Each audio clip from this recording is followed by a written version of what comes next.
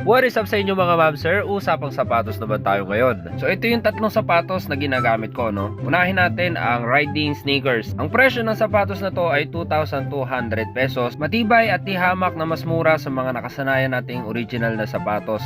At waterproof na rin siya. So sunod naman natin ay riding boots. Ang presyo ng sapatos na to ay 2,700 pesos. So di hamak na mas mura pa rin siya kaysa sa mga nakasanayan nating branded na sapatos. Pwede mo na rin siya ipamorma at the same time protected ka pa. So mahigit 2 taon ko nang ginagamit ng sapatos na to at ito ang pinaka-paborito ko. At ang pinakahuling sapatos natin ay racing boots. So perfect ito pang training, pang racing at pang touring dahil siya ay nagbibigay ng mas madaming proteksyon sa paa mula bukong-bukong, sakong at hanggang sa binti. So ang presyo ng sapatos na to ay 3,700 pesos. So yan po ang tatlong sapatos na ginagamit ko. That's 1 minute. See you next week.